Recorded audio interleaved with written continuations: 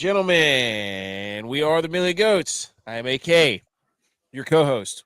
Along with me, Tex. Along with me, J.U.Y. Episode 213. Yes, I have changed the sign for the first time in a few episodes. I'm back. It is February 26, 2025. It is National Pistachio Day, boys. Let's go nuts. Big show. I just feel like I ran out of the tunnel still getting dressed. Let's go. I know. Wednesday nights are crazy. Had to update the board, though. What's it say? Sam Martin, Cognizant Pro-Am champ. Yes. That's very. Please tell the people what happened.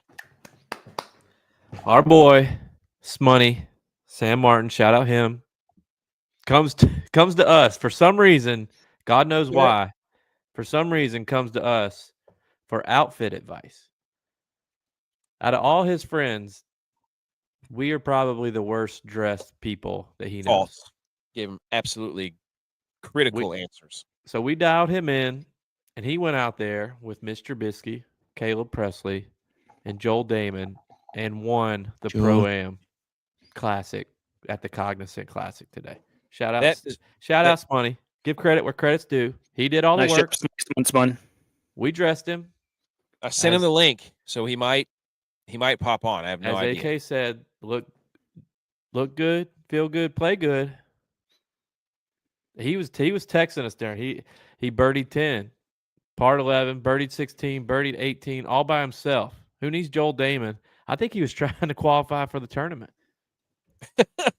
Not only that, we were trying to. He's like, we were discussing other things beforehand, and we were coaching him up. Like you were coaching him up for sure because you know a lot of these players. We were hoping to get them. We were hoping to get the collaboration of the century between him and one of our guys, Novak or Hubbs or Lauer, somebody like that. Oh, that'd have been spectacular. But yeah, shout out Spunny Spun. He may come on the show. But boys, Tex, how are you? What have you been up to? We got a surprise from you that you've graced.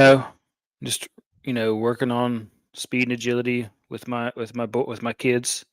Upcoming football season, we're doing in the garage speed ladders, box jumps, and resistance runs with a band, and just getting ready for the combine.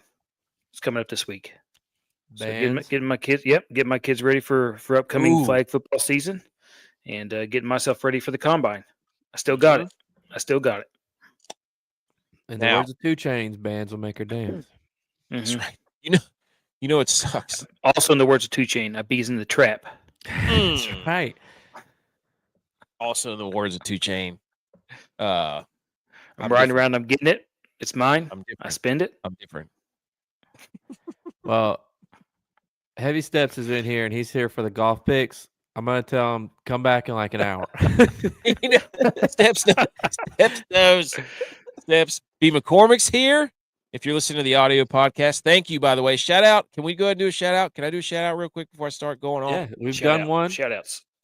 Another shout out. My shout out. Shout out to Good Pods for putting us on the #1 promoted pod on their app, which is pretty cool. I don't know who's Sean Ryan. Maybe somebody knows who that guy is. I thought that was Stone Cold. He's got some good stuff. No, Sean Ryan's. You know who that guy is? Yeah. He's got some good interviews. Did you ever think in your wildest dreams that we would be sitting on top of Sean Ryan? I think we should go on a show. He would be like, "What in the world are you guys doing?" That's right. Well, he has no idea what we're about to debate. Yeah. So I just shout out Good Pods. They take care of us, man. Good Pods is awesome. They always take care of in a good relationship. But Pistachio Day, one of the oldest flowering nut trees. Pistachios have been enjoyed by humans for at least 9,000 years. They're even one of 2 nuts mentioned in the Old Testament. Shout out Tex in his Old Testament football of the Bible, Genesis 40, chapter 43, verse 11. How about that? Interesting. Secondly, allergies, boys. Allergies. Absolute gong show. I think they're already here. My right eye was itching. I've been eating a teaspoon of honey in those trees. Is it local honey? It is local. It's very local. Has to be local. Local honey. I can feel I'm getting a little congested. I'm thinking it's been 75 degrees here the past 2 days. Yeah, So we had that a couple weeks ago. My wife thought I was getting the flu or cold. I'm like, it's the allergies. It's right here. I can It's feel in the it. nose. Yep. I can feel it. So I just wanted to go ahead and warn everybody. Also, Project Summer Bod, right here, right now. Yep, working on It's it. on. I mean, I'm trying. You won't send me any more workouts, though. You got intimidated. I didn't get intimidated. The last few weeks I've been working out a lot with the kids, so I don't really have time to write anything down because I'm trying to keep them from jumping on me. I keep sending mine.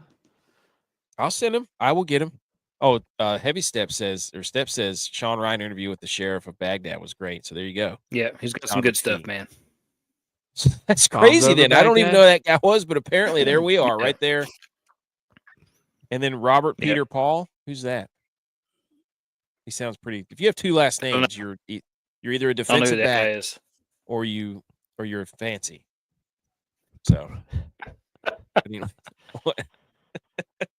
defensive back has to do with it. All of them have like 3 names. They have their dad's name and then go to their mom's name, then they hyphenate it. Right. Well, yeah. Pay respects. It's not about where you're at; it's where you're from. Yeah. Or they took their wife's name. Breaking news. It's the wrong one. What was that? Never mind. That's the new breaking news. Boys, before we get to anything else, they're taking the chain gang from us. Listen to what they're doing. Listen, look how they massacred our boys. Incoming from the NFL, the Hawkeye virtual measurement for line to gain is expected to replace the chains as the primary measurement system in 2025. You know what? The chain gang will remain on the sidelines as a backup. They put them in a backup. Of all the things to change in football, and we go and change the chain gang. The chain gang. Of all the things, they're still there though. Okay, I mean they're still there just because they're nervous about people rioting in the streets, about not having a chain gang and the pylons there on the sideline. But still, there's no freaking way. Well, I think that you need to have it there for the players too, so that you can see where the heck you got to get to. I guess you can have a little orange marker, but look at this guy walking onto the field. I mean, he's out of breath with his gigantic poncho on that looks like the tarps for the New Mexico State Lobos or Aggies. I mean, look at this. You're going to take that away from us. Unbelievable. Look, if the U.S. hadn't lost his primary measurement system, all of our measurement systems are going down the handbasket right now, going down the drain because we lost to Canada. We're getting all these meters jokes, centimeters, get ready to learn liters,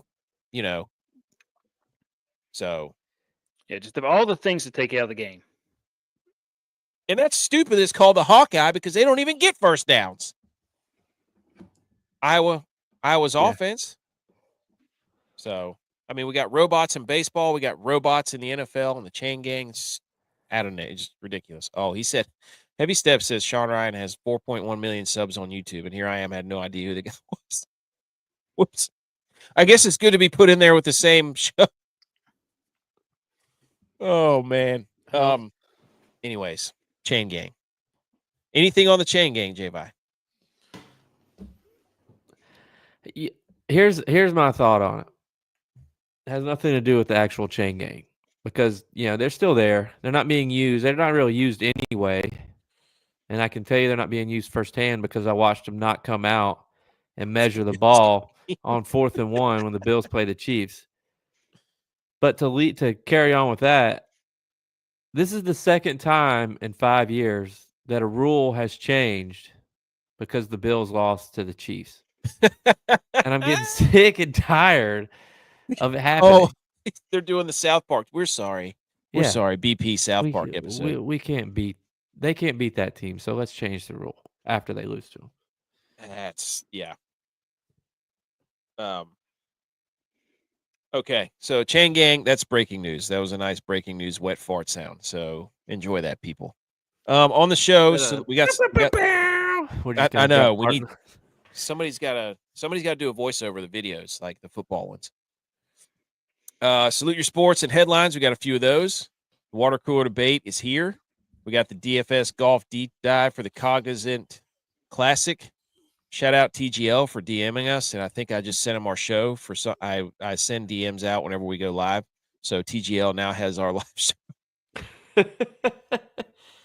Whoops! It was like whenever I was like Ricky Bobby. Whenever I sent out the DM and I start signing stuff, I just sign. Get out of the way! How dare you use other relevant sports news? Got the NFL Combine's coming, and unblock us Reddit college football, you cowards, and Pat McAfee, you coward. We don't need you, but just I would love to know why.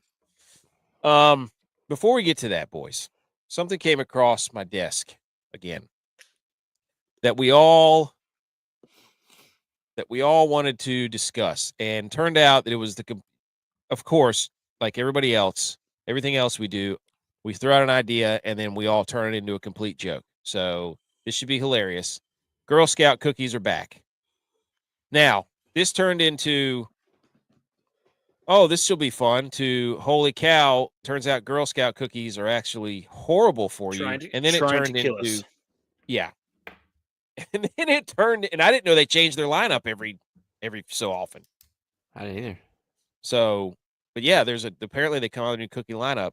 So It's like somebody's been trying their whole life to get famous. They get famous, and then everybody discovers their old tweets. And they get canceled immediately.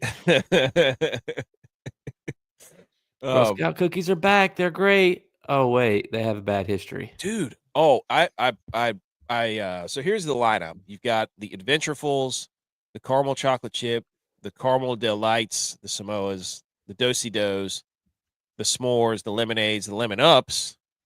That's what was that? Whisker do's, whisker don'ts. PB patties, the tagalongs, thin mints, toastier, toffee tastic, and trefoils. So that's the lineup for those of you listening and trying to keep along. And here is what, I don't know who this account is. So if somebody's looking at that, be like, oh my God, you're so woke or based. I have no idea who this is.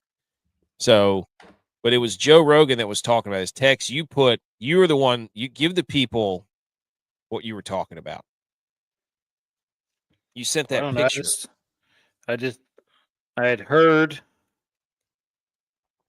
I'd read something in passing that the Girl Scout cookies weren't great for you.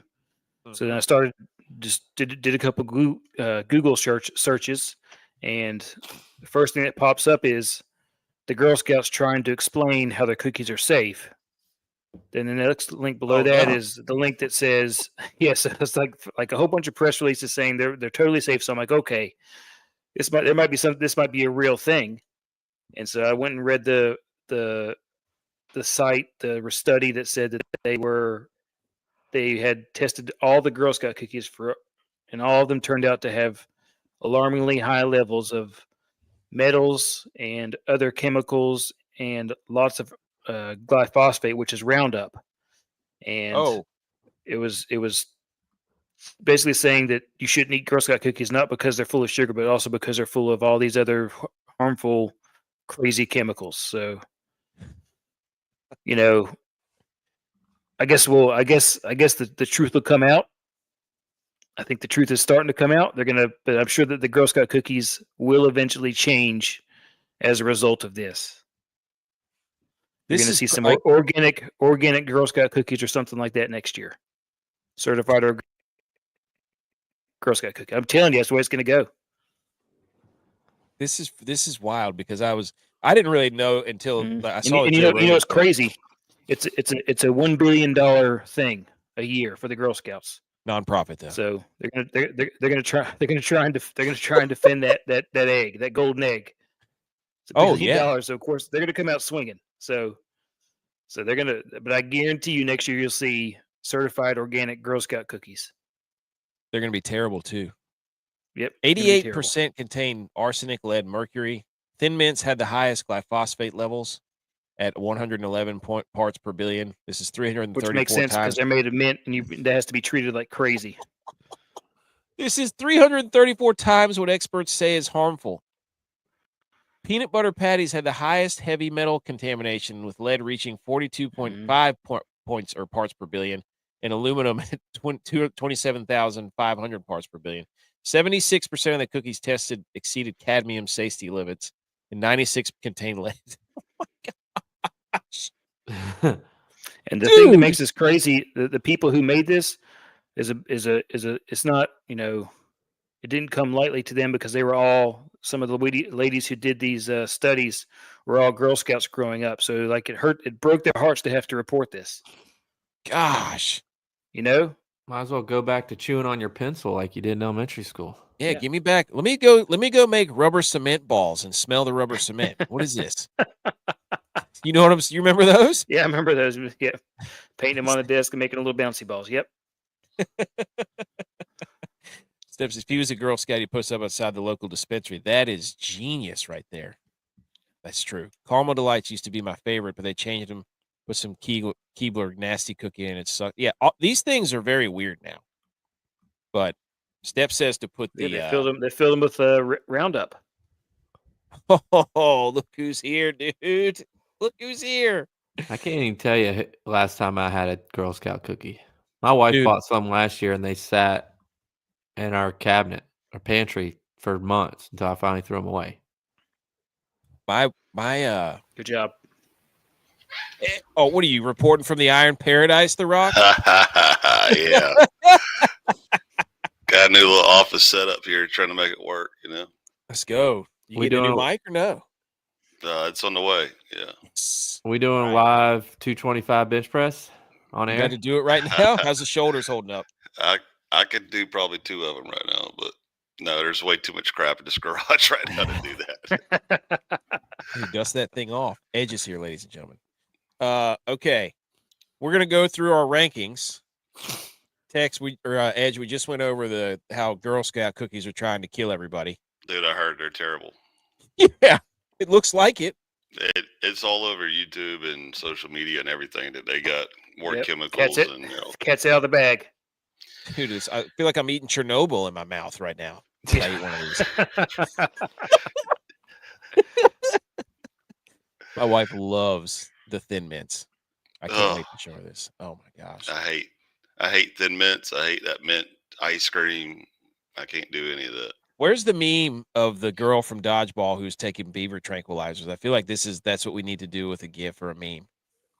You're like, damn it, Bernice. Why are you putting glyphosate in the cookies? All right, so we're gonna power rank these. I have no idea what order these are in, so everybody be ready. J-Vi, you're up first. Tell us your power ranking of the Girl Scout cookies. This was the idea, and then of course it turned into what everything turns into. Just say whatever you want and forget the prompt. So go ahead. Well, I'm going to rank them, and I don't really like Girl Scout cookies, so my number one ranking for Girl Scout cookies is that they absolutely stink. They're not good. I mean, I used to like them. I'm not going to act like, you go back in my past, I've bought Girl Scout cookies before. I just told you my wife bought them last year. I don't like them, though. I don't eat them. I don't care which flavor you get them. They're going to sit in the pantry. My number one overall cookie, though, is the Mrs. CEO of Stats Funfetti cookies with the icing. Best cookie I've ever had in my life. Unbelievable. It's the cookies that I want to be passed out at my funeral because I've already passed all the other milestones in my life. Have them at the next party. They're the best cookies I've ever had. Number 3, I'm going with the homemade chocolate chip. I kind of recency bias here because my wife made some last week. So I'm on that.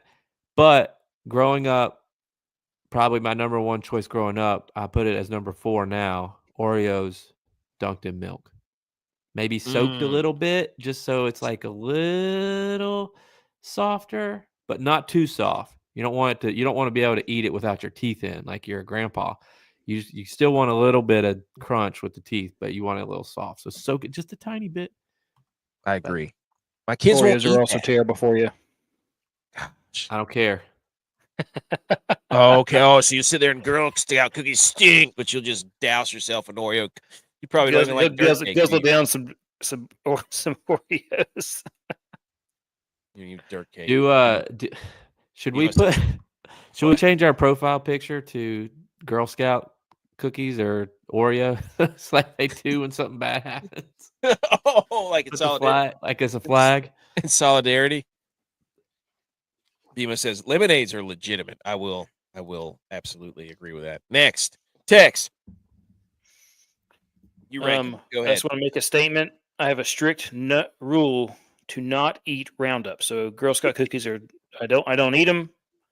We don't really buy them unless it's like a neighbor kid and you're like, okay, I'll buy a box just to support you, and then we throw them away. But outside of that, I don't eat Roundup. You know what you should do is ground them up and then put them all over your plants. Yeah, yeah, yeah. Basically, my number one is a homemade peanut butter cookie. My favorite recipe is the 1-1-1 cookie: 1 cup of peanut butter, 1 cup of sugar, and 1 egg. And then you bake them, make little balls, bake them. Simple, easy cookie, delicious. And then my second is a homemade chocolate chip. And then a Mrs. Haynes Moravian cookie ginger snap. That's terrible. Ginger snap a cookie. I don't like gingers. Yeah. Are you sure? Yep. I think it's a snap. Yeah. Nope.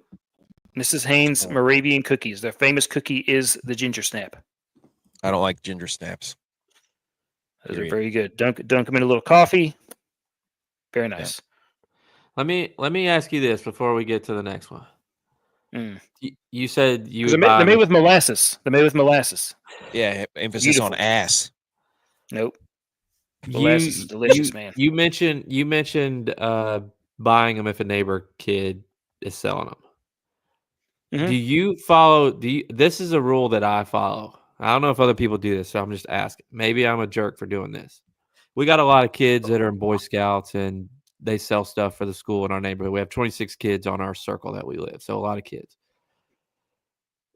When we first moved in, a lot of the parents would come knock on our door and be like, "Hey, would you do this for my kids, whatever? Or would you buy a book, a coupon book for my kid or whatever?" Mm-hmm. And I started just telling them, I said, "I'm not buying anything unless the kid comes to the door." Yep. That's my and rule. Says, "Hey, will you do this or whatever?" Because that's happened one pussification time. of America. Pussification of America. Make your kids get out there and do it. He doesn't have to give me a speech. Just say, "Hey, can you buy this for me? I'm selling Show this. me what it is." And I'll buy one of something. If a kid comes up to my door and says, "I'm selling this," I will buy one of something.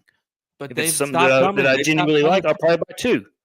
But the kids got to come and do it. Absolutely. I will support a kid if they come to my door. Yeah, 1,000%. Supporting parents doing stuff for their kids. Sorry. Yeah. Nope. I'll do the same thing for my kids whenever they have to do their stuff. Yeah. Edge, what would you do? You're muted. Muted. Can you hear me now? Yeah. If I had kids come up to me selling stuff, is that what you're asking? Mm-hmm. Yeah. If parents came up for the kids, I would buy it from the kids. There's one thing that I will buy from the parents because the parents kind of push this. So, like in my area, well, at least back home, clay shooting is big sport.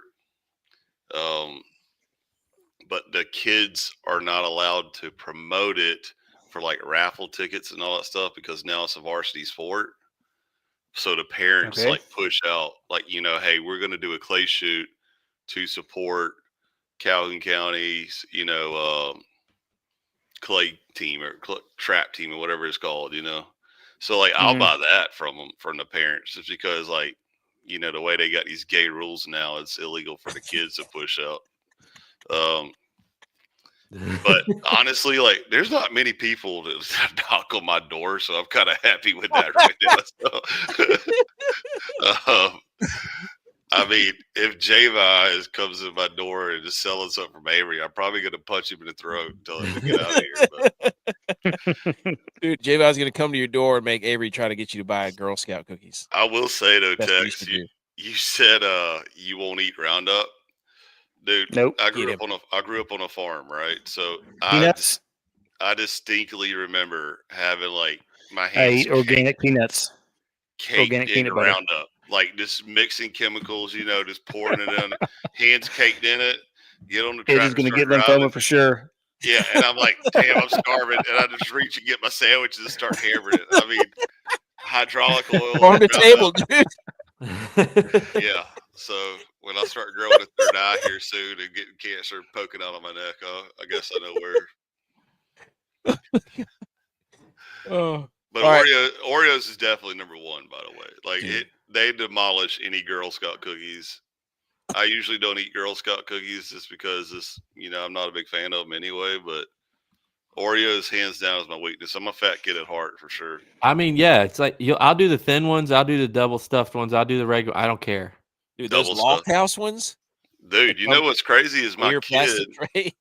kid started these and I didn't even know they made these so recently, the vanilla Oreos, like the yellow pack ones. Yeah, those are good too. Those are pretty bomb as well. I'm like, God. Oreos. I don't dip those in milk though. I can eat those plain. Yeah. Who's got a better flavor profile, Pop-Tarts or Oreos? Because they're both just Oreos, spitting game. hands down. They're both spitting game left, and I need a Pop-Tart Oreo face-off. See, I feel like I'm very strict on Pop-Tarts, whereas the cinnamon brown sugar only, and that's it. Yep. You're you toast it or no? Yeah, I kind of do both. Either I'll throw it in the microwave for like 15 seconds, or either I'll toast it. No. But I mean, there's plenty of times where I threw it in my lunchbox and ate it later, and it's cold as coming out of the fridge. So there you go. Blue says Oreo. Dude, Mama K said frosted Oreos. Those are the top Oreos. If you put those in the freezer, I'll never forget. I remember they came out with those whenever we were doing wrestling, and we used to she used to buy us those for wrestling tournaments. Yeah, they used to only sell them at Christmas time. Damn.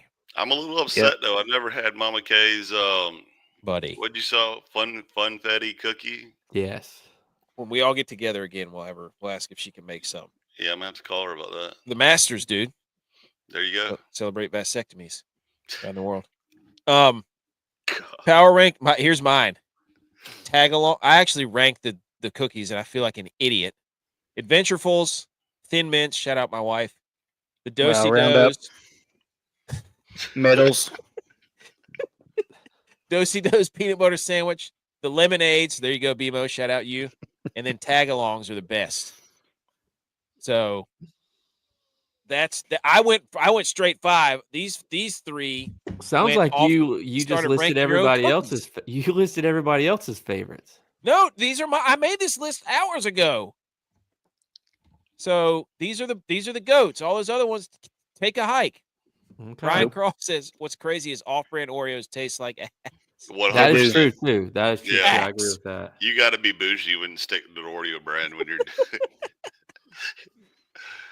Butch said, there's like certain things that you don't go off-brand on. Toilet paper,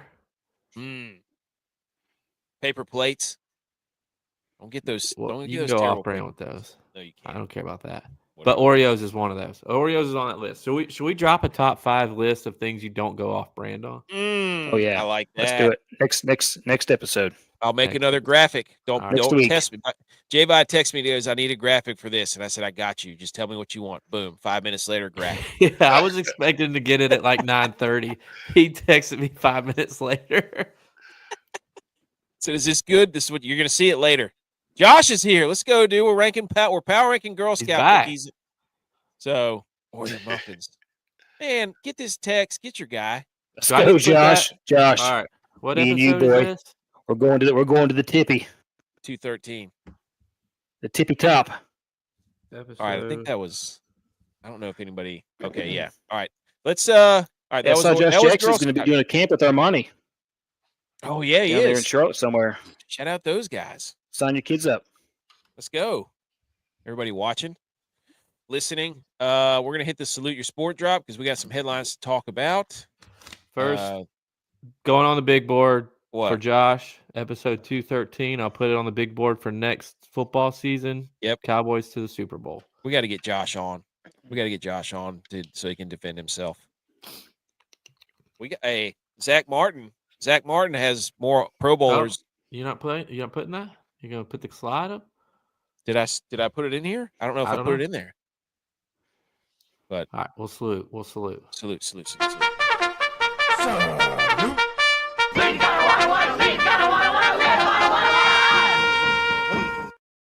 I put the one that you sent me for yeah, I got that one in there in the how dare yous. All right, here we go. Salute your sports. We got 3 trending topics, ladies and gentlemen, that we deem are the most trendingest, most trendy. Here we go. Where do we start? We start at number 3 with, I think this is how this is going to go, which are the Packers are mentally weak about the tush push. Absolute, some tomfoolery, some absolute wussification of football going on as the Packers tried to submit anonymously that there was a team that had submitted a rule change that the tush push be banned, and then it came out like 3 seconds later that it was the Packers. God. So, oh wait, no, I went the wrong way. Let's come back to that. Number 2 is the NFL report cards came out. We'll look at those. Number 1 is Aaron Rodgers and Matt Stafford are having a cloud off, which is I just have one question. Who's going to be the next Aaron Rodgers? It just drags out his career, never wins. I think it's Joe Burrow. I think Joe Burrow is the next Aaron Rodgers. I don't know, man. Matt Stafford. Oh, now all of a sudden you want to throw Matt Stafford under the bus, Tex. I said the same thing last episode. You were like, no. He won a Super Bowl. No, he's got some more time. Well, he shouldn't have won that Super Bowl anyways. Aaron Rodgers won a Super Bowl too. That's what I'm saying. That's what I told you last episode. Matt Stafford, time to hang Brady up. wants Rodgers. Brady, the greatest quarterback of all time, wants Stafford to be his franchise quarterback in Vegas. Oh, you don't say. Which totally makes sense because Stafford only plays in domes. Facts. This is hilarious. So the Raiders minority owner Tom Brady recently hosted Matt Stafford in his home in Montana, where they spent time together and went skiing. Brady's been actively trying to convince Stafford to join the Raiders. Several teams are interested in Stafford. The Rams decided to move on, with Las Vegas being the most aggressive suitor. They just happen to be at Tom Brady's house hanging out like, oh, we just casually run into each other. I love that it's like in Montana. Like, I don't think Brady lives in Montana. Like, that's not like where he goes home to every night, but it's just like at his house in Montana. Big Sky or something. Yeah. This is old quarterbacks going into the news. Like, and so if he leaves, Aaron Rodgers would prefer to play for the Rams if Matt Stafford is traded. And then Devontae, we're going to do this again. If you're LA, they're going to get Devontae with him. Got to bring Devontae. Lazard, get Lazard on the phone. Get Randall Cobb out of retirement. Bakhtiari, bring him Jordy back. Nelson. John Kuhn, get off the sideline, get back on the field. Crosby. Donald Driver. I mean, bring them all back. Mercedes Can I just Lewis. say something though? This is crazy. This whole thing of you sign a contract and the team, I think of it as like a business, right? Where the team's investing in you and then they're going to try to build around you if you're smart, if their owners are smart, right? They're going to try to build around you because they know that you got that contract on paper and, you're good for X amount of years, right? Now, it started with basketball where, like, they put it out on Twitter, hey, I'm ready to be traded. And, dude, like, when are the owners going to balls up and say, sorry, you can want one hand and shit in other and see which one fills up faster? That's like, why are we just sitting there saying, oh, if Aaron Rodgers goes to the Rams, we're going to take Devontae Adams with him too? If I was the owner of the Jets immediately, I'd be like, good luck to you without Devontae. Like that.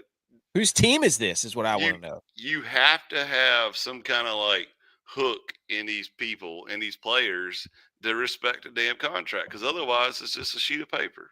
But here's the thing, dude.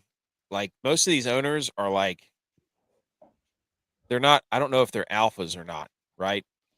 They want the football players to like them a lot. They're nerds that got money. They want the football players. So they never had to walk into a room and be like, hey, like Mike Vrabel. That's why people love Vrabel. He walks into a room and they're like, that guy's a leader. Could you imagine though, like I did 10 years in the United States Marine Corps. Could you imagine if year 1 or year 2 to Marine Corps, I'm start sending tweets out like, hey, I'm open for trades. I'm ready to get out of my contract, dude. Well, I wrote this in my notes. I wrote this in my notes. I didn't know how we were going to bring it up because, it's football related and we're technically moved on to golf now. But No, we're always football at heart. Football's back for this We week. said it last week. Transfer portal is starting to rear its head in the NFL with all the trade requests. Mm, And it's I true. like that. I mean, it's what it is. It's these guys asking for trades, just like somebody asking to get put in the transfer portal. It's the same thing, except like what Edge mentioned, you got all these contracts, and if the Jets get rid of Devontae Adams, it's $30 million that they can't use, $31 million hit that they can't use. Blue loves football. I agree. I don't know. I just these two guys. Let's talk something out though. Basketball and the NFL. I don't remember when the one and done stuff started for basketball, but I remember whenever Space Jams came out, basketball and the NFL were on the same level. That was like back in the mid-90s, right? Yeah. They were the same like level of popularity. And then basketball started with the one and done stuff. Yeah. And it became more about and the super players teams. and super teams and stuff like that. And all of a sudden you start getting a nosedive from the NBA. Are we going to see the same thing happening with the NFL because of this kind of stuff coming at the college level? I think the basketball also did some other things, probably politically, that people didn't like either. True. But no, I agree with you. I mean, the one and done ruined basketball. I think college baseball has it right with the fact that you can get drafted out of high school, but if you do decide to go to college, you have to stay 3 years. I think that should be across the board. I like that. Not football, because you're just not mature enough to go to NFL straight from high school in football. No, but you're not. Basketball, if you're 6'10" in high school and got some game, learning the NBA. I mean, LeBron, I'll use the word that AK loves, generational talent. But he went when he was 18 because he was good enough. Let's be honest. The reason people love the NFL is because you cannot take time off. You can't take time off. You in NBA and MLB and all these other games outside of hockey, because they all play. But the NBA, you start taking time off just because you want to. And then the NFL, you can't do that. That's why the NFL is king, because every weekend you tune in to watch your team and they have to play. Like there is no, if you lose one or two games, you're pretty much done. Like that can change your season. It can wreck your season. Well, in the NFL, the best ability is availability. Yep. And it's like there's a ton of guys that want your job. Not saying that there's not in those other sports, but football's king. And if you miss a week, look at why is Tom Brady the GOAT? Because Drew Bledsoe got hurt. Yeah. Yep. Same thing with Brock Purdy. Trey Lance got hurt. And Jimmy Garoppolo got hurt. Good point. I just wish that they would. Somebody's got to stand up and say, "Dude, you signed this contract, enjoy suck." You know, like why does nobody say anything to Aaron Rodgers or Matt Stafford? And it's not just them. I mean, God, what's his name? Is with the Browns right now? Deshaun Watson, Myles Garrett. Myles Garrett, yeah. You had to say D. Watson. Yeah, of course you did. You're a Clemson guy. I didn't know. Myles Garrett's out there too, though, sitting there saying, putting it out there, hey, I'm ready for a trade. I'm ready for a trade. Like, how's nobody just saying, good luck to you, like, that's great. It's like the Jurassic Park guy. We got Dotson. See, nobody cares. And he got paid bags too, just to be there. So like you knew what you were getting into. You thought, oh, now you want a Super Bowl? You thought you were going to get a Super Bowl with the Browns? Yeah, when you took all the money. I mean, that's kind of what's unfortunate with football, though, is because you can't just be like, dude, you want to be on a championship winning team, then go out there and make it a championship winning team. Because football is the ultimate team sport. Yeah. You got to have good guys around you. And sometimes you get the short end of the stick. I mean, but even like to your point, though, when Brady was playing for the Patriots, look how many people came to the Patriots knowing that it was built around Brady and Belichick's rules, and were willing to take pay cuts just to come to the Patriots to get because he took a pay cut. Yeah, he was leading the charge. Wife was a billionaire. Yeah, well, I mean, he knew what he was doing. Well, you can't live off of $20 million a year, $23 million a year. My gosh, come on. But I love Abdul Carter, the number one prospect, is like defensive ends and pass and edge rushers are just as important as quarterbacks. And it's like, yeah, well, Myles Garrett plays for the Browns, so that argument's over. Like, he's the best player in football on defense, and they suck. So no, they're not the I same. disagree with that too. With what? Mean, that they're the most important. That's what I'm saying. Yeah, I agree. Like, they're important, obviously, and I think you need to have a good one on your team to be successful. But with the amount of screens and the RPOs, like they can't get to the quarterback fast enough to make a play. The 49ers have made Micah Parsons irrelevant. Yeah, that's what I'm saying. Multiple times. Like, and he's one of the best pass rushers in the game. Okay. Number 2, what's next? Oh, the NFL report cards. Number 1, with a weighted average, this is from Doug_analytics on Twitter. And this is funny. At the bottom, he did like a reference that said the NFL is dumb, and I don't know what to give a GPA for A+ or F, because who the heck gives an A+ or an F? Beautiful heckin' table, Doug Analytics. He's called himself out. I love that. Anyways, the Miami Dolphins were the highest. It could be false. Yeah, it could be. And then the Vikings were second, the Falcons were third, the Raiders, and then the Chargers ran out the top 5. Niners are at 7 in your faces.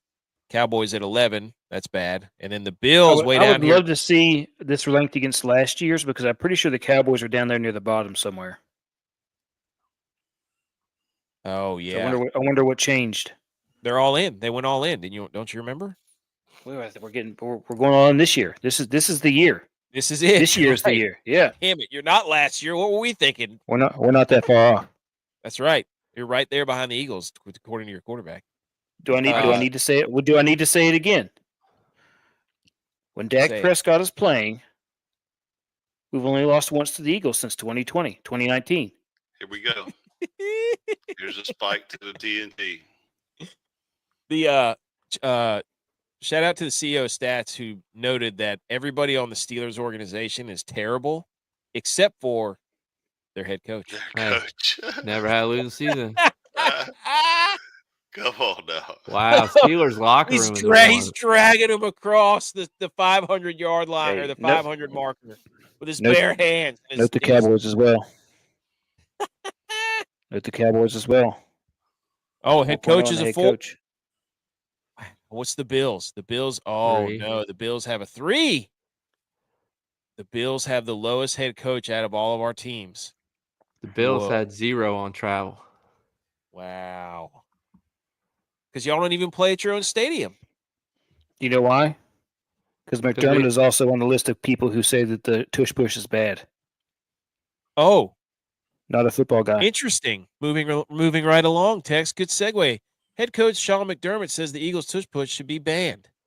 There's always been an injury risk with that play. The techniques used with that play have been potentially contrary to the health and safety of players. I don't look at that as him saying it's bad. I look at that as him saying, please ban it for the safety of our MVP quarterback. I don't want him hurt. But I can't tell him not to do it because he's an MVP. We just need you to make the rule to tell him. You need to tell Josh Allen to stop going left on quarterback sneaks. What is he, Zoolander?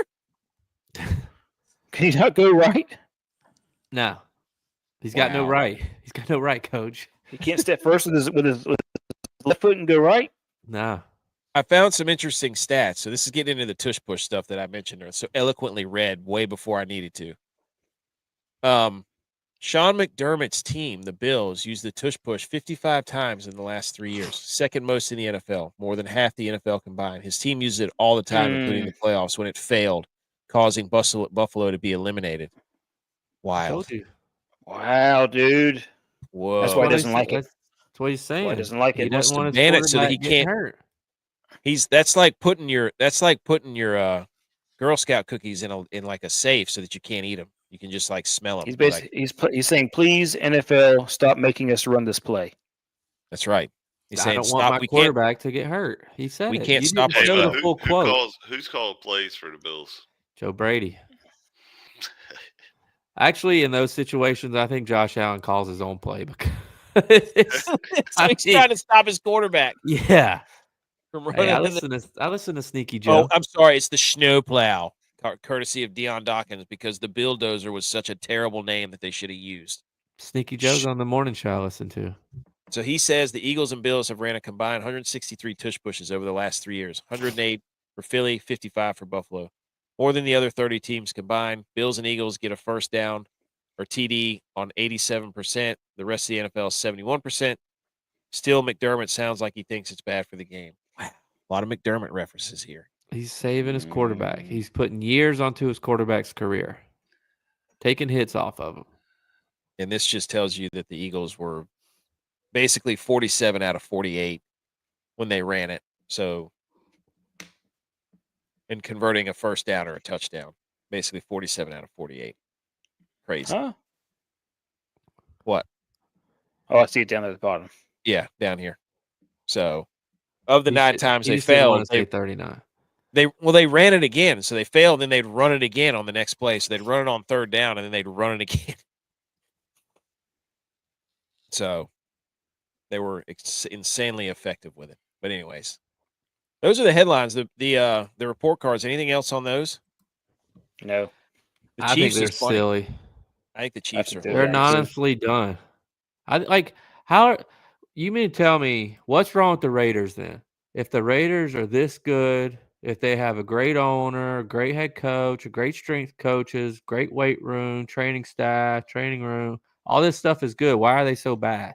Offensive line, defensive line. See, That's the same about the Vikings. all Why are this they so stuff bad? makes all this stuff makes Vikings don't have zero a quarterback. silly. So, yeah. But look, I mean, the Raiders and the Chargers, like, way better than the Chiefs facilities. The Chiefs facilities are, this is another notch that the Chiefs needed to be motivated. Everybody says our stuff sucks. Apparently, I Kelsey's can't believe coming back they graded the Chiefs owner that low. because he's trying to move the team to Texas. Well, they're trying to move it to Kansas now. Apparently that's going to happen. Did you see what Kelsey did? He was saying that he listens to Taylor Swift's song after the Super Bowl to calm himself.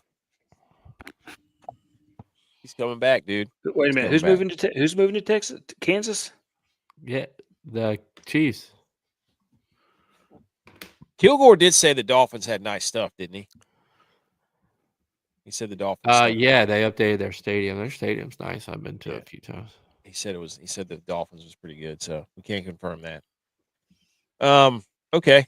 That's all the headline stuff that I had. Let's do the water cooler debate. Wait, I had hold it on, full let me screen. pull this down. You serious? Oh my God, you're an idiot. Are you kidding me? But first, the dad joke, water cooler debate segment.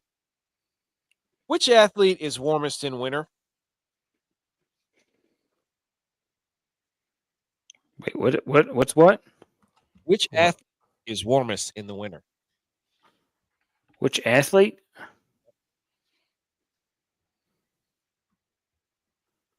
I don't A know. long jumper.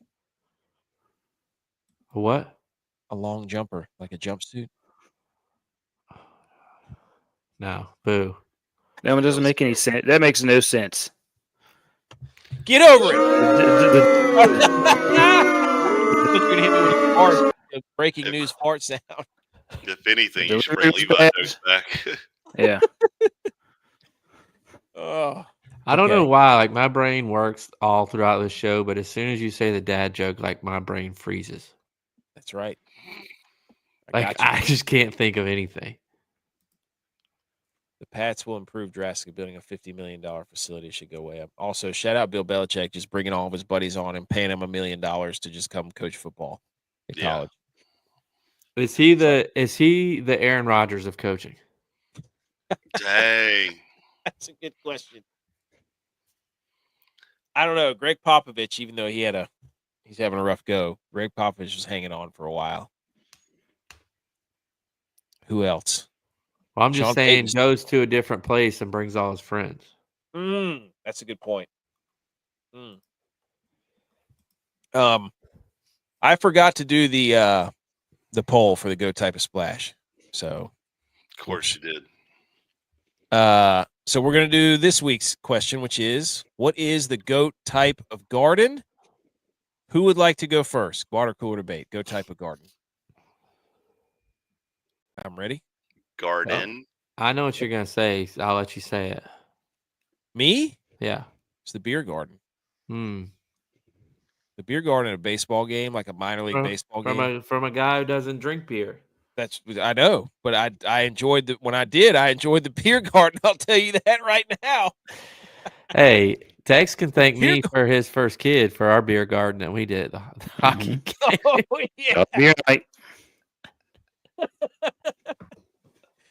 it was the Garden of Adam and Eve. We were the original. We were the original pyramid stackers at the Checkers game. Dude. Cox, shout out Cox. Went with the sip He afterwards. was there for that.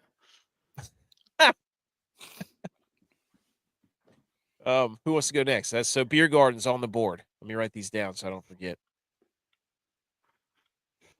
Who's next? Well, so I thought you were going to say Madison Square Garden. That's where the Rangers play. So I didn't choose that one. What I chose was Girl Scout cookies because you turn them into Roundup and put it in your garden.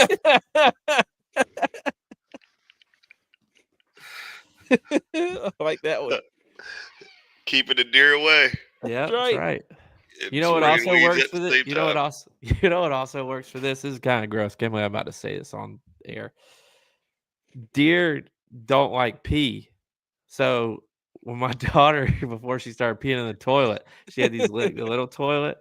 I used to, whenever she went, I would take it outside and put it on the edge of my grass so they wouldn't come into my yard. Dude, I'm telling you, if you put a camera out there, they're just gonna be out there smelling it. That's fine. They can smell it. Just don't come in my I've done yard. it before. I've done it before. Make a mock scrape, pee in that thing, put a camera over it. They were there that night checking it. All right, who wants to He go knows next? what I'm talking about. Go type of garden. I'll go next. Backyard Yeah. garden. Mm. An actual backyard garden. Some tomatoes. I grew some watermelons last year. I got blueberry bushes. I got raspberry vines. I got a grapevine. It's great. I make a year's worth of jelly with that one vine. Do you really? Mm-hmm. Blueberries. I got blueberries for the year. We make fresh blueberry pie. Got scuppernines. Good, man. I got Concord grapes. They make great jelly. Dylon said the Garden of Hesperides. Do you know what that is? No. It's another one of those famous Greek trios. You know, you had the three fates. There's and this is another three like fairies that represent the if I remember right, it's like they represent the golden shimmers of the evening. And then there was something to do with they were also something about the fertility of an apple or something like that, and how the golden apple was like a special fruit, and they represented the special fruit. So something to do with that. Tex, how do you know this is the answer? I was like, where do you store this information? I knew he was going to know it. That's why I asked him. Do you guys not remember Greek mythology in like 7th or 8th grade? No. Oh, dude. Okay. The only You know what I remember about? The only thing I remember I don't know where out of class Oklahoma is. they sent us down to Charleston to take pictures of the columns because they got a bunch of like Greek style columns in Charleston. That's the only thing I remember about that entire class. What I remember about 7th, 8th grade was the World Trade Center. It's like that's it. No, I remember the Odyssey. I remember I knew Hesperides was going to be like a Greek thing. I knew that. I just didn't know what it was. I'll be honest. I thought it was like the name of an album of some hippie band that he was like what song is this? Like Weezer or something. Like he came up with the guy from Weezer. Nirvana. Yeah. Shout you Nirvana, guys are they're Steely good. Dan. You guys don't know music. Yeah. Edge, do you have one? No, I don't have one, dude. This is a rough one to come up with. Busch Gardens. Disney. Come on, dude. Magic Kingdom. Beer garden at the Magic Kingdom. Oh wait, they don't have one of those. Nope. Madison Square Garden's a good one. What's the Savage Garden? Isn't that a band? That's a band. Yeah. There you go. Dylon will like that. All right, that was the water cooler debate. So we'll put that poll up. Everybody go vote if I can remember to put it up next week. So nobody let me forget. And now we get to talk about golf for a little bit. How about that? Let's go. Maybe do the thing. Electric, yes.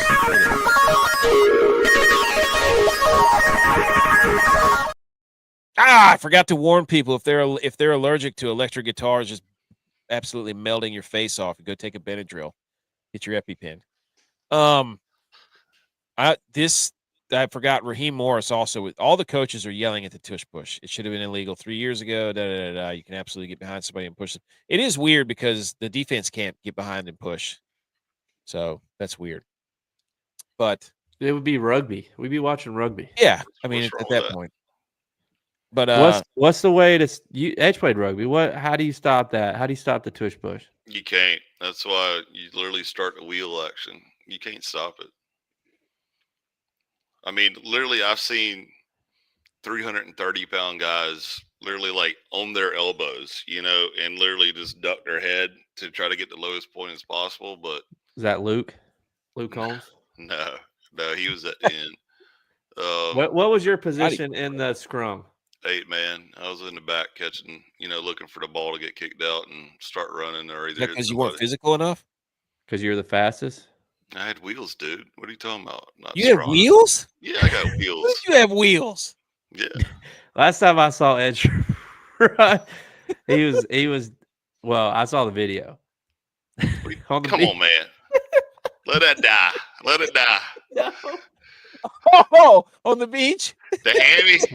Still won though. Don't want to hear it. I had to remind wifey why she had the second most stolen bases in NCAA history. Only cost your hamstring for 3 months. Yeah. Oh God, I've known Edge's wife for a long time. Never seen her laugh as hard as she did when she was telling me the story. Dude, even in the video, she's still laughing in the video. Dude, it is funny to watch somebody blow their. I remember when Butch. We're playing a church league a tournament, just like a weekend softball tournament. And the first pitch, Butch blows his quad out, running down first base line. Play the whole game. Didn't you get hit by a ball on that one? Same thing. They put him at one point they put him at third base, and he's not really a good infielder, and he got his fingernail ripped off. That's right. I just remember getting sunburned to hell playing that weekend. Oh my gosh! All right, that's when me and Tex were roommates. So that's right. Was I living in Oregon or something? Yeah, you were. I must have been in Oregon. Okay. So breaking. It's a breaking news. What? Read the breaking news. Wet fart. Hit it. I can't find it. There it is. Okay. Bryson DeChambeau out at Live. He's not re-signing his contract. That had to be said. You're a Live guy. Interesting. Yeah, and after today, I'd hate to see Smoney retire from the NFL. He's had a great year, great season, great career. But the way he played golf today, I told him it might be time to transition because there's going to be an opening. Bryson DeChambeau's not coming back. Rookie can play with those guys over there. Live? Yeah. He can't even beat me. We'll find out. Which would also mean he can't beat me. Sounds like we need to put the Pro-Am title on the line. The Pro-Am. That's what we got to do. Tex, you won't play 18 holes, so that you doesn't count. 16 of the top 25 or the top 50 golfers in this tournament at Cognizant Classic. The most water holes by any course. And this is actually true morning golf for the Cognizant Classic, ladies and gentlemen, which is really nice. Here are the favorites from FanDuel at the Cognizant Classic. Shane Lowry, Bum JM, Russell Henley, Taylor Pendrith, Sepp Straka, Daniel Berger, Minwoo Lee, coming off of his TGL victory. So this is at the Cognizant Classic, the PGA National Champions Course, Palm Beach Garden. That's why we did do a type of garden, Florida. 144 golfers. Top 65 in ties make the cut. 9.2 to the millie. Millie purse, 1.6 millie to the winner. And the winner gets into the Masters, to your exemption, yada, yada, yada. So here we go. Here are the betting favorites from Golf Tips Checker on Twitter. Shout out them. It is 396 tips have come in from 50-plus sources, and Berger leads the way, followed by Horschel, Echeverria, Gerard. Hodges is out, actually. Echeverria. Yes. Our guy Novak, Andrew Novak, pulling for him. Denny McCarthy, and Manassaro, the Italian, preparing for the Winter Olympics. So that's your pie chart on who's betting, the betting favorites, according to sources. Sources say. And this is from our guy, Ron Close, PGA Splits. We say he's our guy. We've never met the guy, but he puts his stuff out there, and we like to pump it for him. That sounded bad. Got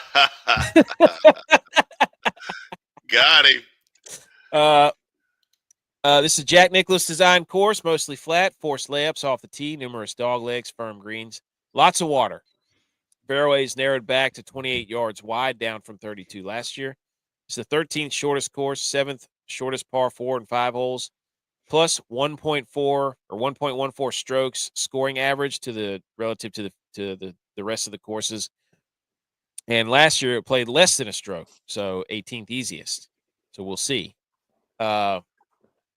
6,166 water balls since 2003. TPC Sawgrass is next with 5,089. A lot of water out here, boys. We're moving to Florida, so you're probably going to see a lot of gator shots here. Field has averaged 2.18 double bogeys or worse in per 72 holes, most on tour. 63% of the approaches come from 125 to 200. Elite and informed ball strikers, experienced water danger players, shot shapers, low flighters, and windy. It is going to be windy. I got a weather graphic. Bermuda putters. What's a Bermuda putter? What? What's a Bermuda putter? A The putter grass. that puts on Bermuda grass. Yes. So is that a special type of putter? No, it's just the The grass on the person green that is puts- Bermuda. Yeah. And The the actual okay. guy. process Okay. on the greens. Didn't know if it had like a different shape or something on the bottom. I don't know. Just Never the seen that grass. before. Yeah, it's one of those Odyssey putters, with the bat wings on the Yeah, back. Spider. Triangle. It's a basically just like the Bermuda Triangle putter. Yeah, PXG disappears. specializes in Bermuda. It's just Nice. the putter is actually teal, black, Noted. and white, like the color of their flag. You got to have a fat handle on it too, Right. Actually, you grow out your braids. So it's like your it's like a dreadlocks. hybrid driver. It's like a hybrid driver for putters. Yeah. Got it. Yeah.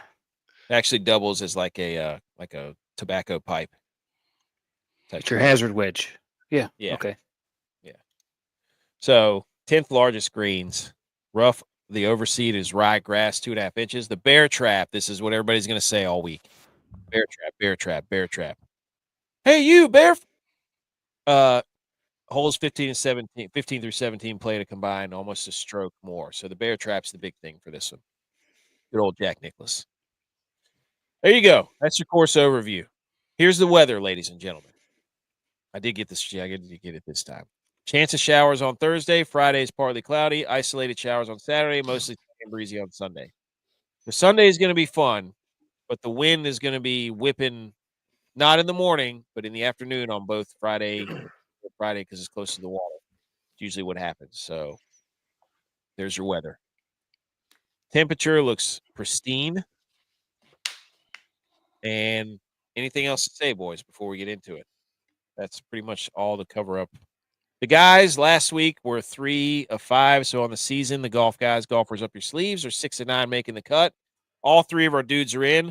Hubs, Lauer, Novak. Let's get one of them to win this thing. Let's get one of them to win it. What about Glover? Glover is in it. That's your guy. Let's do it. Clemson guy, right? Bet a unit on him. He's actually one of the people like him this week. They say this course fits his game. So, anything else before we start getting into this nonsense? We're going through the guys first? Sure. Okay. Who wants to go first? We'll put the slide up, ladies and gentlemen. Here we go. Without further ado, here are the golfers up your sleeve, guys. G.Y. Damn it. Every G.U.Y.S. Guys. and it's even written out in a doc, isn't it? I know. It's all over the place. It's on the screen here. Look at this.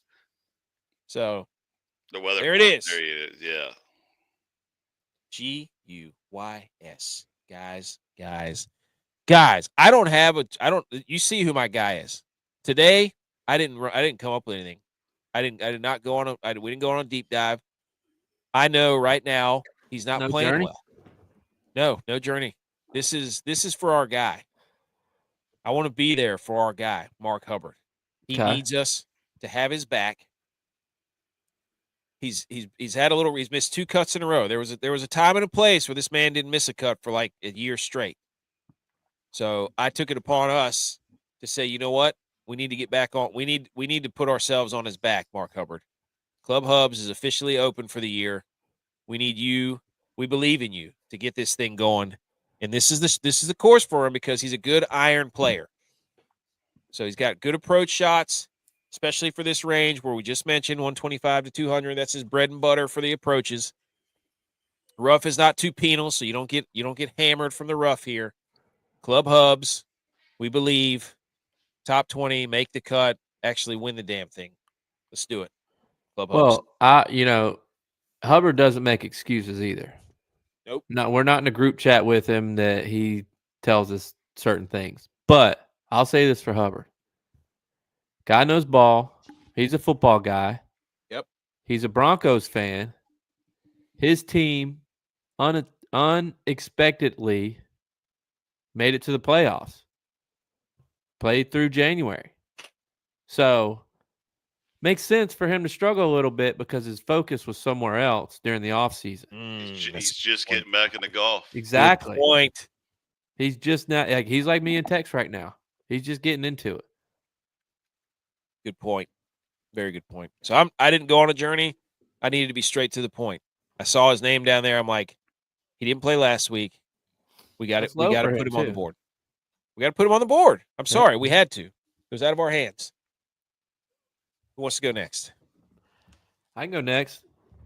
And all these stats that I got, I just found out yesterday when I happened to do a shoot with this guy that I chose. And they read these stats out. And I was like, that's my guy. Because I have no idea what you said in your, monologue thing that you do because I kind of zone out then because I don't care about those stats. Fair. Mackenzie Hughes. He had 32 hole outs last year. Most on tour. He is a sniper around the greens and gotten better each year. Last year, he was 94 of 96 on up and downs inside 10 yards. That's good enough for me to play him. Sign me up. Mackenzie Hughes, 7,200. I like Mackenzie Hughes. I agree. Canadian. Hey, overseas. Bills fan. Playing overseas, dude. Champion. 4 Nations champion, Mackenzie Hughes. Yes. I have no idea if he's a Bills fan. I should assume every Canadian's a Bills fan. Could be. You're probably right. Tex. Speaking of overseas. Canadian, but Kent State graduate. Ooh. Shout out Coach Kent. My guy Edelman is top 14 in strokes gained putting. See more putts guy. Ooh. He is good with his long irons and had a pretty good outing last week. And my guy is Nicholas Echevarria. Coming off a strong showing. So I think he's going to be, you saw him on the list there on the most tipped bets. Yep. I think he's going to be an under the radar steal. Mm-hmm. They call him the Panhandle Peddler. They don't call him that, but we can now. I think that would be funny. So there you go. And then Butch P came in with a Ryan Fox, top 20 plus 360 and 6,800 on your DraftKings lineup. I gave you Hubbard for plus 450 top 20. J-Vi has a little treat for you later. Tex gave you a top 20 plus 360 for Echevarria. And Dylon, Chris Ventura, not Ace Ventura. Double B tuna. Do what? I have his thing. Oh, you do? Okay, yes. He also sent some memes, so play it. All right, boys and girls, it is that time where we start the golf Florida swing, getting ready to hit up the East Coast. This week we're going to start out down at the Cognizant Classic, down in the good old Palm Beaches of Florida. All right, so this week we have a cut event. I'm about to drop the hot guy on you that I think is blowing all sorts of smoke from everybody. Nobody's seeing him coming, but I got some insider tips that you're going to want to know. Now, I said he was blowing different types of smoke. So here's some of the shade that he's casting, all right? The guy was born in Mexico. He went to college at Oklahoma State, and he plays and hails from Norway. Now, here is the Easter egg for you. His residence when he is in the States is in Palm Beach Gardens, which happens to be where this tournament is being held. All right. He's got 2 top 25 finishes this year. He's played in 5 events. He's made 4 cuts. One of them, he was a top 10 over at the Farmers. All right. He's got plus 500 odds to finish in the top 20. This guy also looks like he is the doppelganger and or illegitimate son of the one and only KOC, all right, Kevin O'Connell from the Vikings. Now, the fact that this guy hails from Norway and he looks just like the leader of the Vikings cannot be a coincidence and has to be aligning the stars for what is going to be a powerful Minnesota 2025 year, all right, all around. So your guy that I am giving you for Dylon's dark horse dart throw is none other than Christopher Ventura. Put it down, top 20. That is crazy. He looks just like him. We've got a meme. We've got the office meme. Corporate needs you to find the difference between this picture and that picture. And it's a picture of KOC and Chris Ventura. And underneath it says they're the same picture. You can't. It is. That's crazy. He looks just like him. Look at that. He does. Butch got him, though. He said, corporate needs you to find the difference between this picture. And Butch said, oh, neither have won a Super Bowl or on tour. Got him. Wow. There you go, ladies and gentlemen.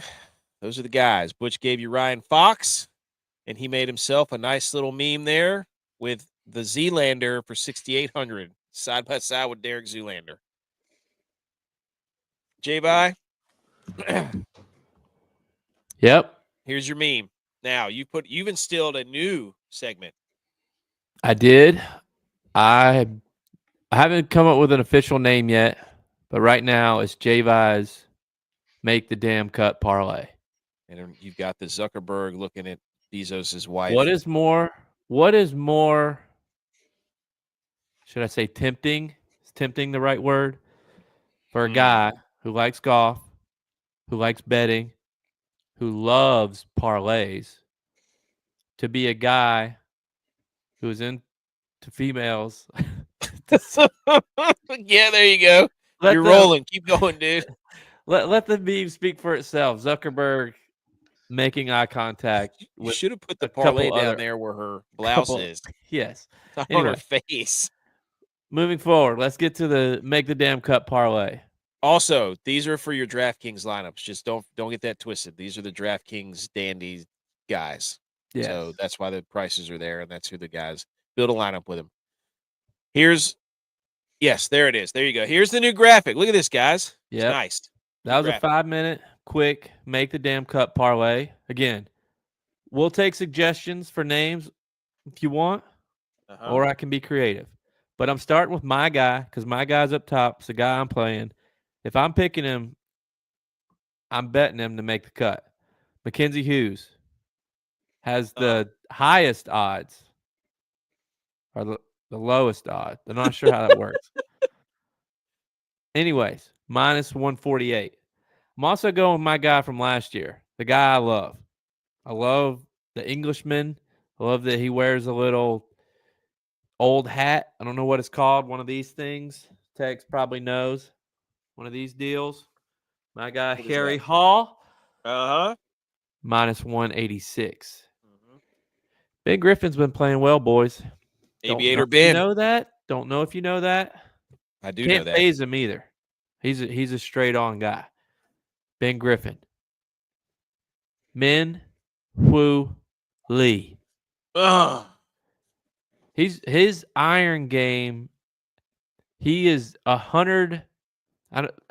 In the standings, he's raised 100 levels. He's gone up 100 things in the standings. He was a 156. He was ranked 150 in the rankings. That's what it is. In the rankings, he was ranked 156 last year, iron play. He's in the 50s now. Went up 100 points in the rankings.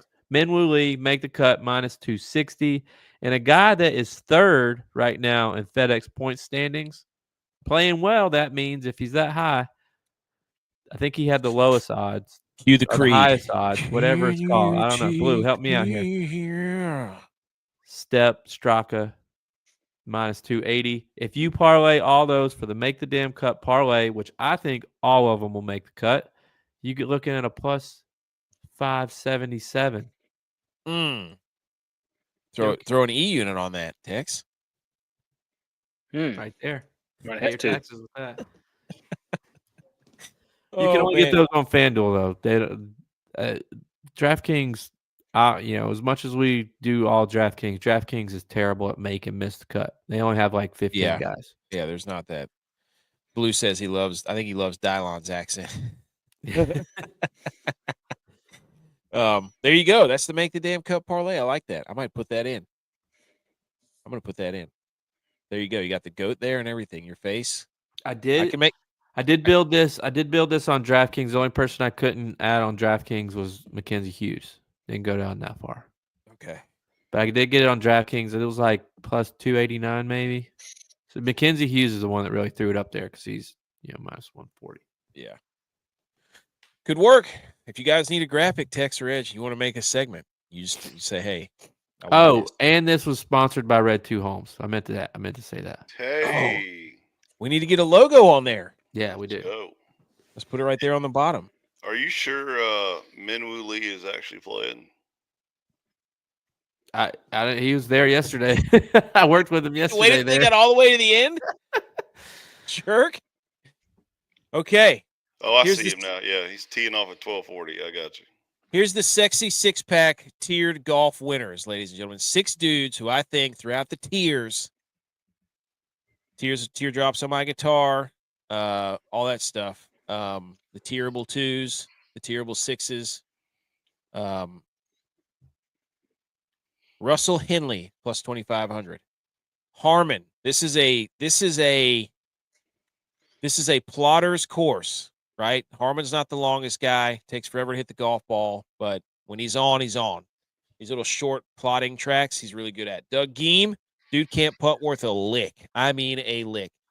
Tom Hoagie, I don't know if he can win it, but damn it, that guy is always at the top on these courses. Not playing? Like what? Hogue.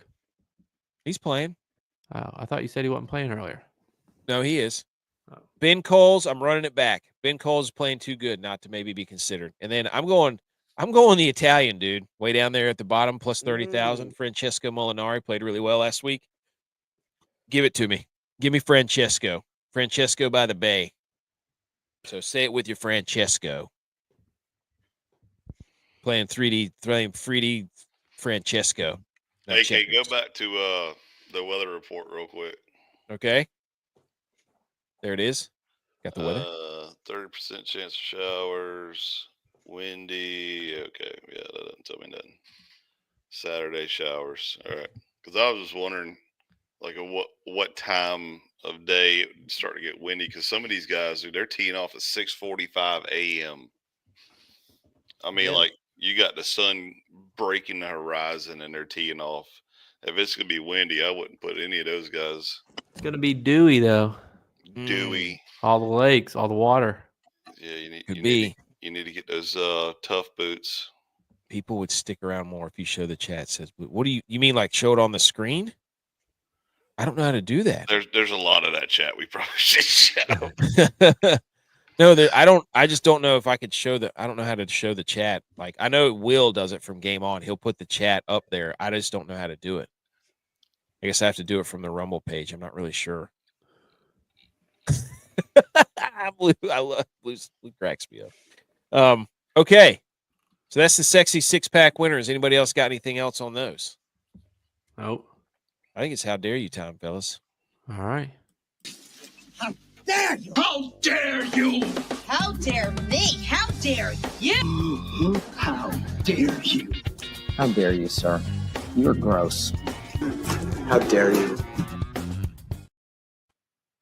How dare you? Here we go. Who wants to go first? I can go first. I got 2. Oh, I got 2 too. Of course. Actually, I only got 1. I want 1. I'm going to do 1. Okay. Well, I don't know if I mentioned this last time. I think I did. My Twitter got hacked. So I feel like right now I'm living in a 1948 world where I can't get my information anywhere except for the radio. It's probably nice. I heard on the radio Americans say on average they have 12 perfect days per year. 12 out of 365. Jesus. My how dare you is to get outside and have some fun, have more perfect days. How dare you sit around and mope and be like, well, this isn't really a good day. I'm not going to count it towards my 12.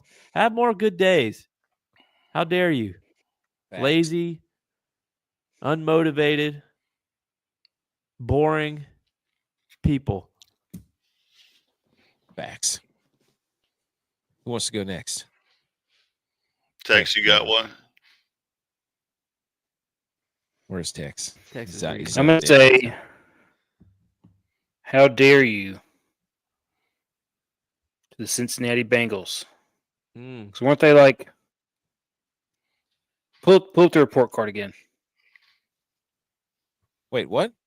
The report card for the food. Oh, okay. All right. Let me get there. For the facilities.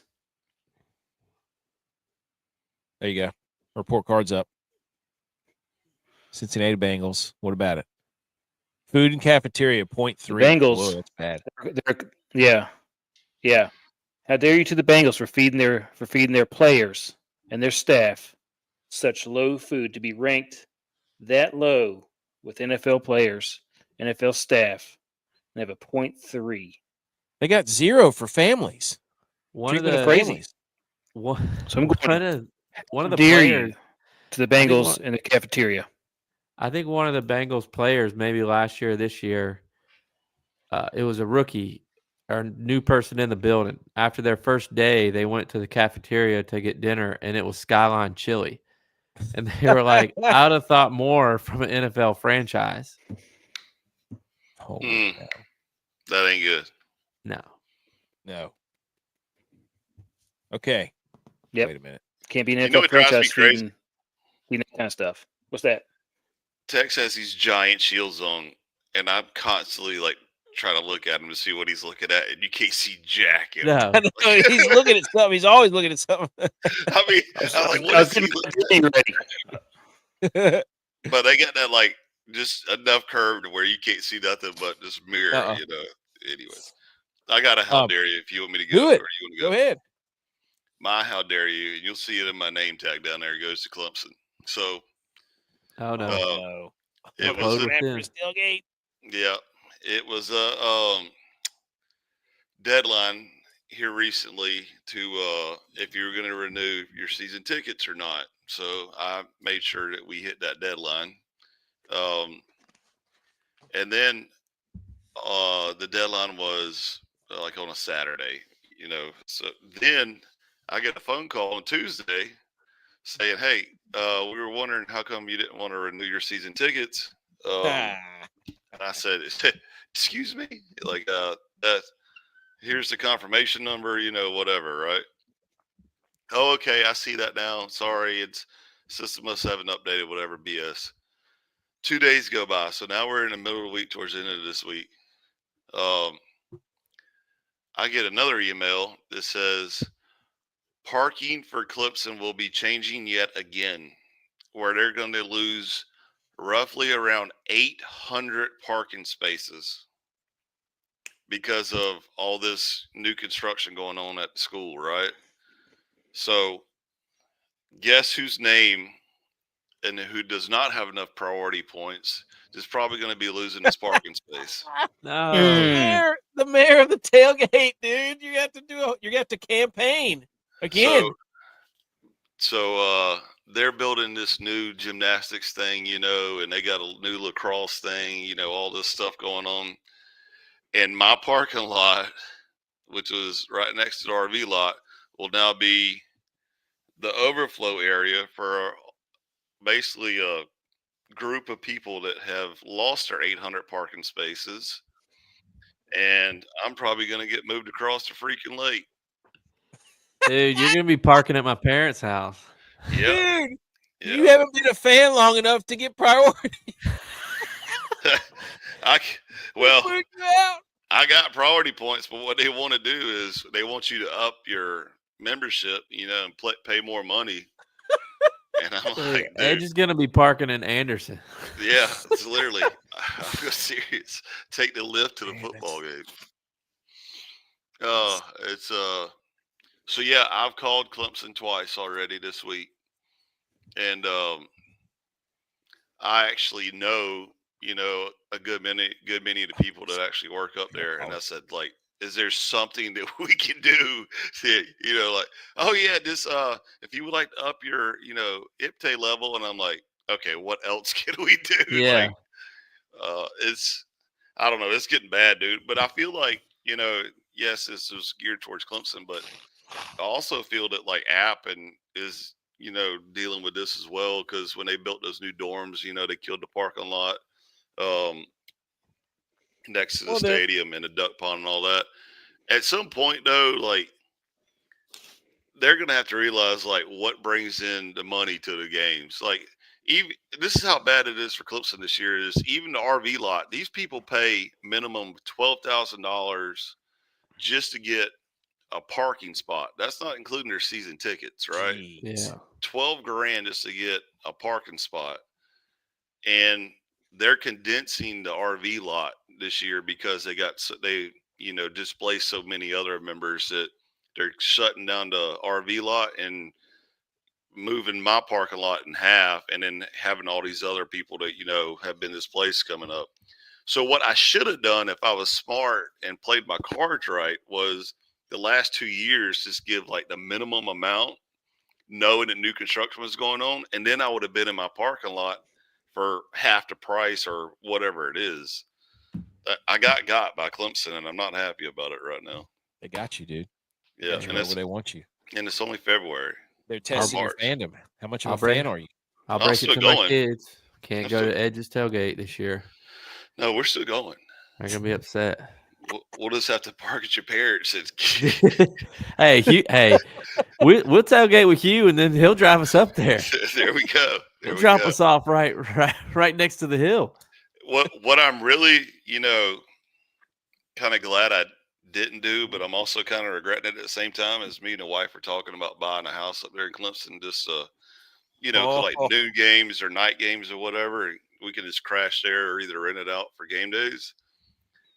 Now I'm really like kicking myself that I didn't do that, because if I had a terrible parking spot, I could have just parked at the house in Clemson, and drove the golf cart over or something like that. But yeah, they got me. Hey, but the fight's not over though. I'm still gonna get it. Hey, you keep us updated, dude. It's not a sprint; it's a marathon. See how much of a fan you are. Let's see if you're fan. Let's see if you're really a Clemson fan. That's what this boils down to, dude. If I had to park in Charleston and to go to the Clemson game, I still would do it. You know that. I know you've been doing it since 2016. Yeah, that's what you said. It's right around the time you started becoming a Niners fan, right when they get good again. There's proof of that. Back whenever I got a Jerry Rice jersey that I can't fit into. Did you get it off eBay? No, my mom. How dare you talk CEO stats like that? Miss CEO stats. Wrong color. He got it from China. Bergen. My how dare you goes out to this guy who put out a list of dudes he would not get a beer with.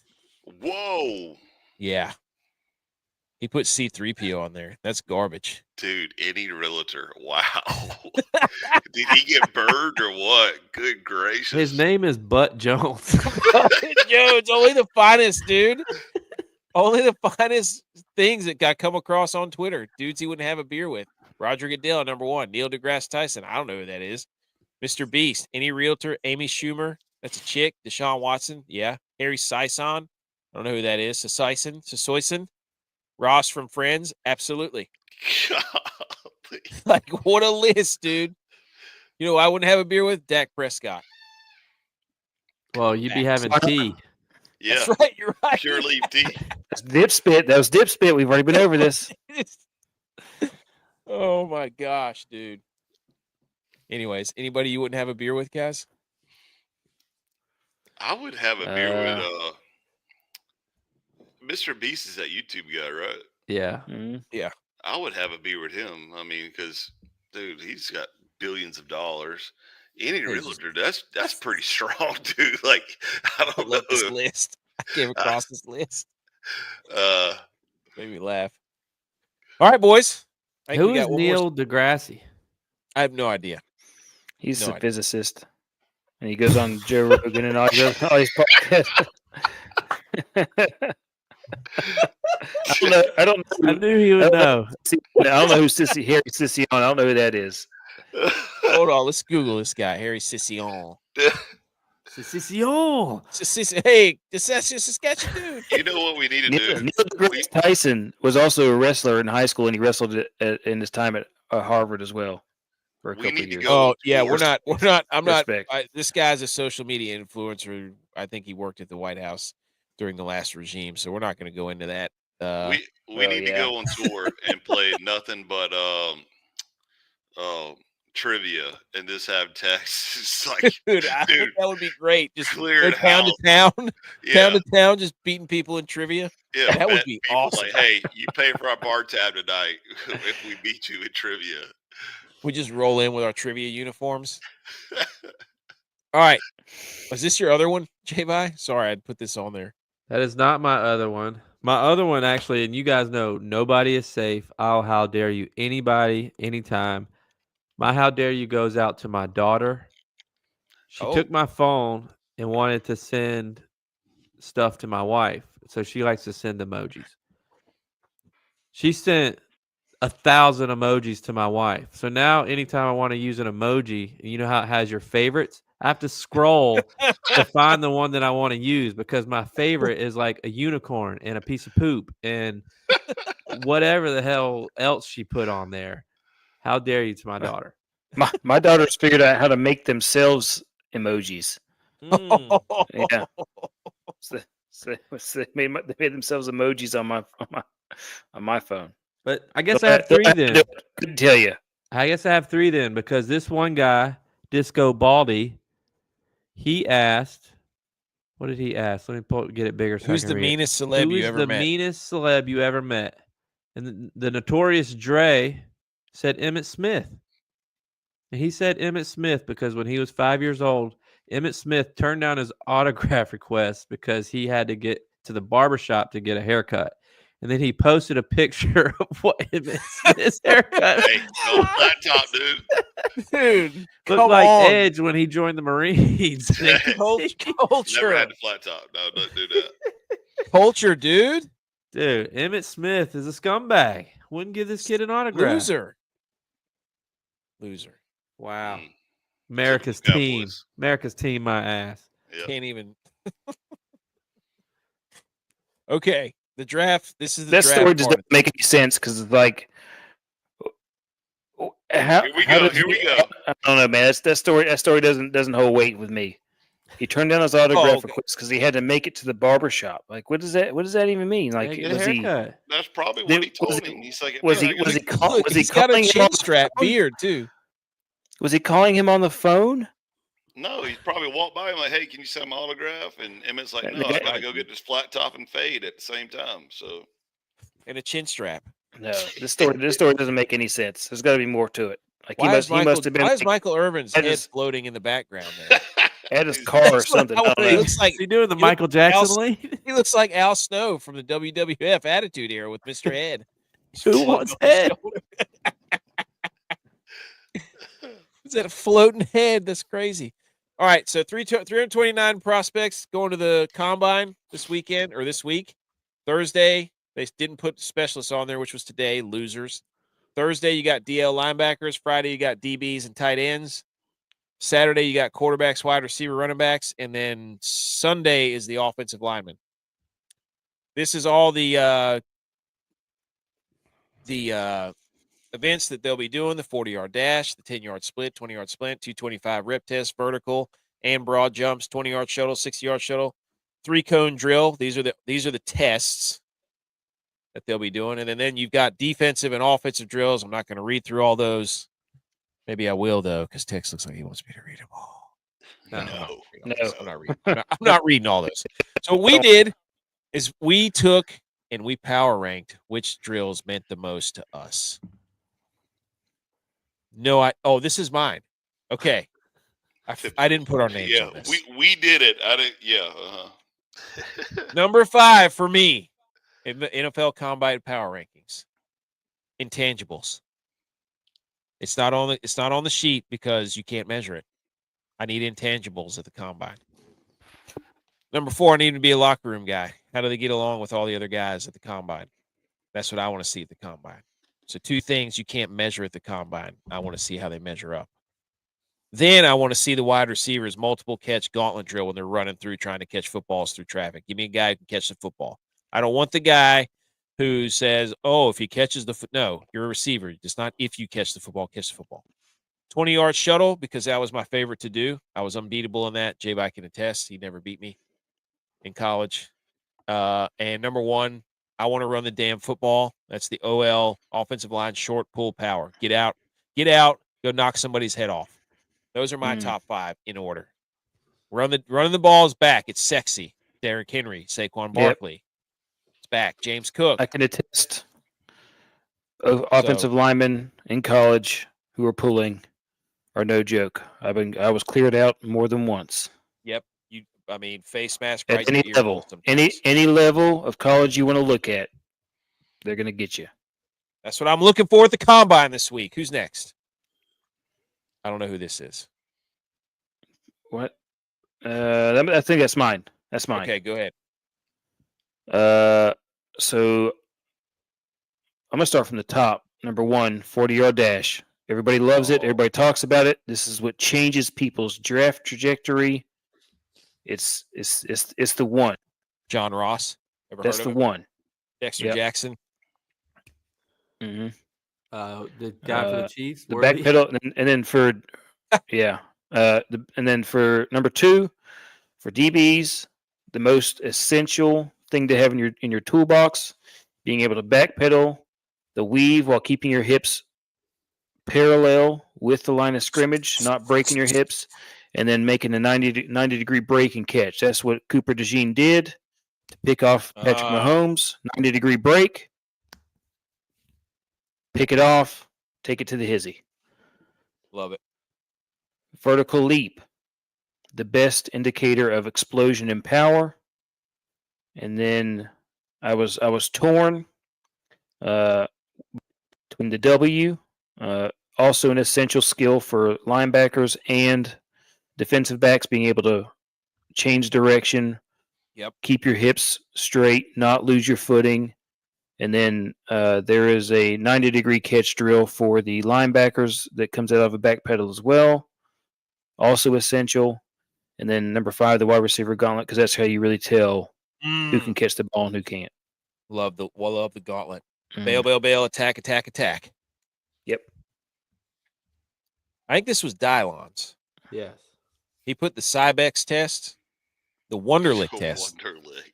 Get out. Of course, Dylon would put that. Can you think the game? Position-specific drills. He just put all of them, which is basically that entire sheet. So kudos to him for that move. prior injury evaluations, and the 225 bench press. That's just because he can't bench 225 anymore. I was about to ask, do you think Dylan could even get 225 one time? He used to be able to. He used to be just shredded. Now he's a shell of himself. Now he's looking like the pedaling man from the Tales from the Crypt. He's so Same body hurt type.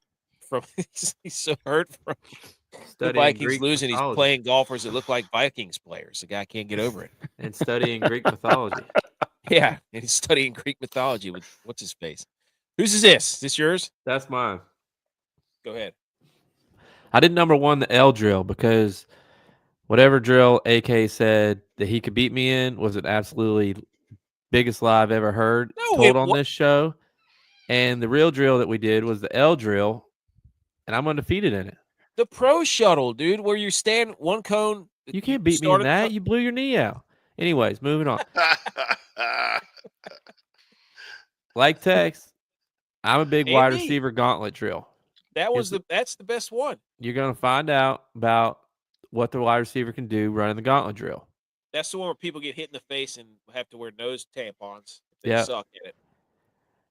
I'm not a big 40 guy, but I'm a big 10-yard split guy because that shows how explosive the guy is. You get a big hefty guy with a good 10-yard split, give him to me. Uh-huh. The W drill for the DBs was changing directions. And my last one, this was just added this year, hand size. Because after I watched Lamar Jackson try and throw it around in Buffalo in the snow, and he fumbled, all the turnovers he had with his tiny little small hands, and our MVP, the MVP of the season. Big hands. Big hands. It mattered. It mattered. Love that. I'll do my hand size later this week. But I'm going to run the 40 at some point. Butch P said, character. Does he play in the SEC? Is it another white dude D-line from Ohio State? 4 with speed, strength, size, and SEC. Will they come on the show? That's a big one. Will they come on the show? I'd love to see it. That is a big one. Edge, do you have anything that you like to see at the combine? No, but if Tex said he's going to run the 40, let's go put an over-under on it. All right, we're gonna. I'm trying to get under 5.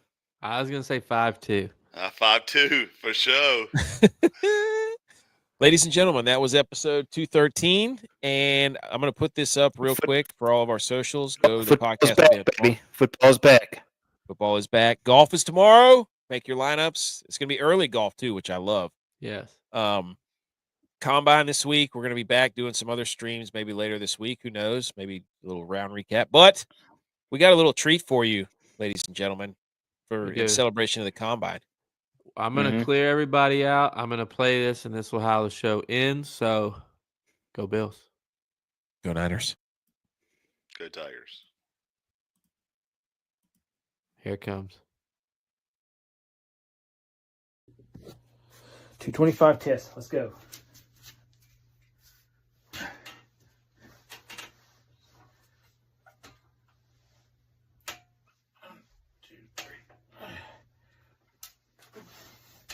Two, 3, 4, 5, 6, 7, 8, 9, 10, 11, 12, 13, 14, 15, 16, 17, 18, 19, 20, 21. Don't touch it. Okay. 22. 23.